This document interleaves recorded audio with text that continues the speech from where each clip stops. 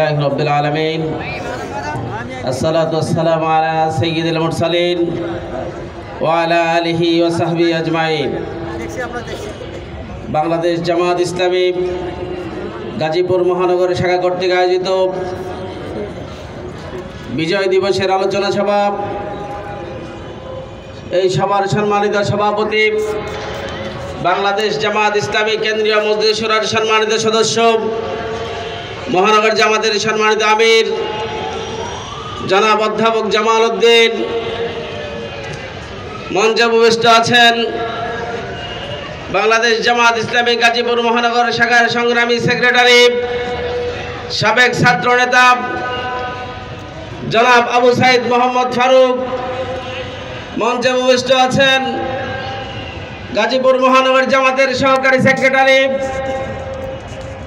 কেন্দ্রীয় মজলিস শুরার সম্মানিত সদস্য জনাব মোহাম্মদ আফজাল হোসেন, মহানগর জামাতের কর্ম পরিষদ সদস্য, টঙ্গী পূর্ব থানার সম্মানিত আমির জননেতা নজরুল ইসলাম, জামাতের মহানগর নেতৃবৃন্দ,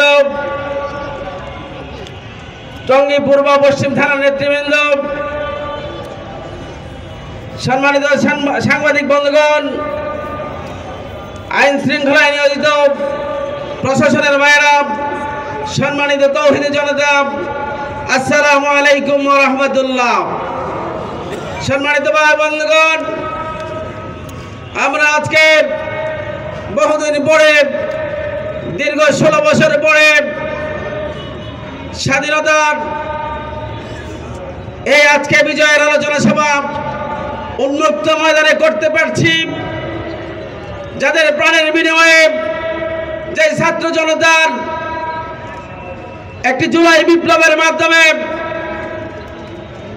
আমরা এই সুযোগ পেয়েছি, শুকরিয়া আদায় করছি সেই মহান রব্বুল আলামিনের, যিনি এই সুযোগটা আমাদেরকে করে দিয়েছেন। এই সুযোগ করতে গিয়ে যারা জীবন দিয়েছেন আমরা তাদেরকে স্মরণ করছি। আল্লাহ রব্বুল আলামিন যাতে করে সেই সকল আমি মোহাম্মদ জাহিদুল ইসলাম। আমার পার্সোনাল জব হচ্ছে রেস্টুরেন্ট জব এবং পার্সোনাল নিজস্ব কিছু ব্যবসা আছে। 2016 সাল থেকে ছাত্র শিবিরে কর্মী হিসেবে কাজ করতেছি এবং